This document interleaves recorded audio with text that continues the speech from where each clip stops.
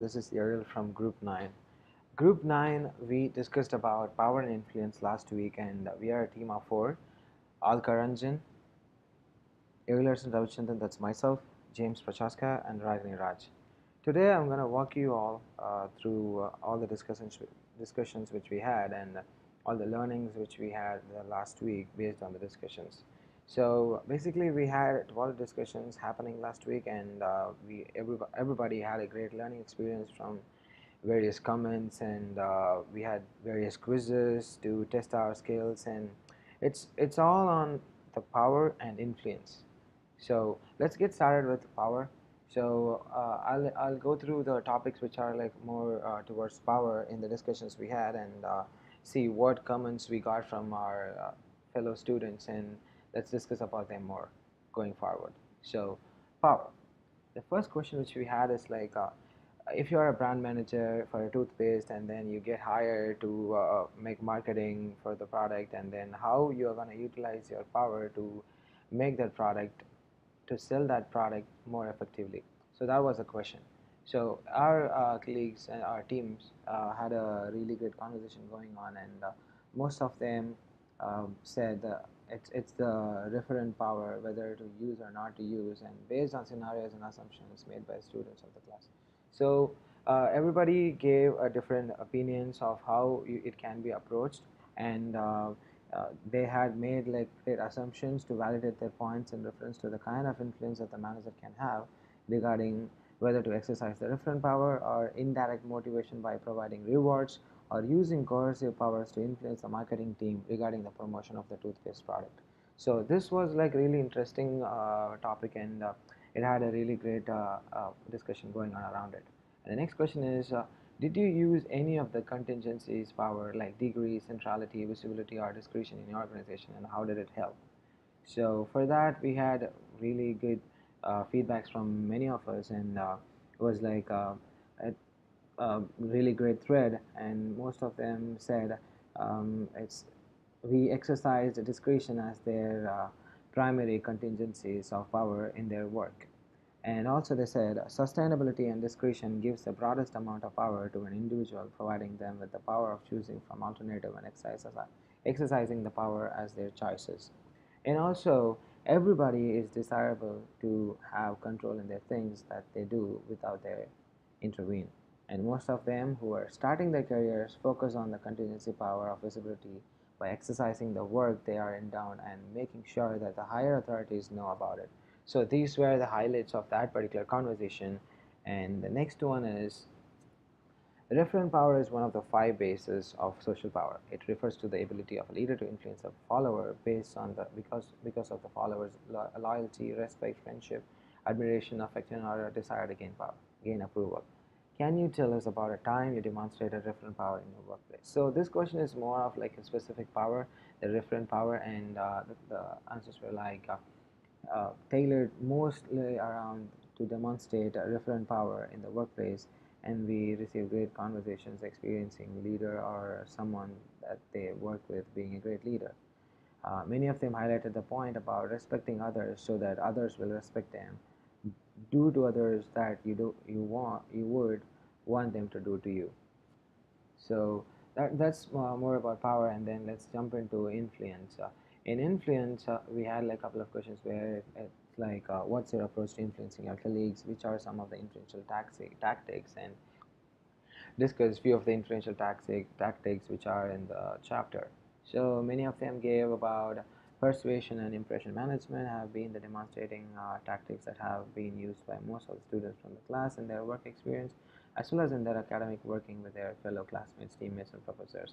And most of them were like focused on building impression on their colleagues and peers to take the advantage of the trust, relationship, and dependability to influence them, while few others also highlighted the importance of trust, flexibility, consistency in context of impression management.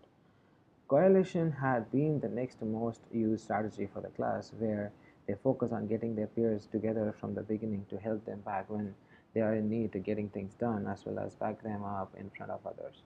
So that's one point where a female member in a team of six people, and she is generally excluded from informal gatherings, and how can she get that? And to To base that, we have like total nine influencer tactics, and conclude that three influencer tactics can work in this scenario. Based on the conversation which was going on in that thread, we came to a conclusion that these are the three ones which will be really great as influential tactics, which that girl can, like that member can get into influence others. So that is assertiveness, coalition formation, norm of reciprocity. And most of the students agree that norm of reciprocity is the power of influence tactics which motivates us to return favors among someone has done something for us. So she can utilize that influence and try to get attention, and like she can be a part of the team, and she can do it. And the next question is more of like social networks, and how departments and organizations are utilizing to connect with people, and like how to accessing the resources and information from your social network. So the discussions went like the class shared common opinion about social network, that networking is crucial for professional growth and is a key aspect of building a relationship in a company, and social network is beneficial for an individual as well as for the company.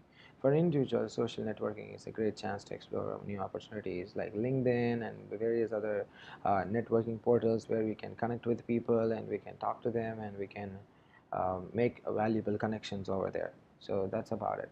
And next thing is leveraging political skills, like how much political skill are like how great we are in that political skills, and many of them gave really valuable points on that part, and like many of them wanted to improve their political skill in a way, and so a few of them were like really astonished to see that they have like really political good political skill, because previously before taking the quiz they were not sure of like which part of their skill to be tested, uh, to be inclined towards political skill. Because of this quiz they came to know like which part is more inclined to political skill, and if they have that, whether they are really good in it or like whether they have to improve it. So they got that idea of like how they can improve their political skill, and few of them got really good confidence after that quiz. And the next one is organization politics. Everybody said everyone had organization politics in their work. It's just that nobody talks about it in front of everyone. Everywhere you have like politics, like that is organization politics happening, and nobody wants to talk about it. But few good points which we saw in the comments are when you see organization politics are happening, just try to glide away. Uh, Try to move into a different project, or like just don't bother about it. And one more great point was like just focus on your work and do what you can and make yourself pretty much comfortable, and self satisfaction in work. All these things will make you just neglect the organizational politics and will help you to be really good at work. And the next one is, with great power comes great responsibility. So this was a hot topic going on, and a lot of them had a really hot conversation of like whether if you have power, like you really have to lose your freedom or not, or like if you want freedom, you can't get power. Most of them said like if you have power, like you have to sacrifice your freedom because you'll have like more responsibility, and you need to be like more careful about whatever you say or whatever you do. But few of them said responsibility doesn't mean that you lose your freedom.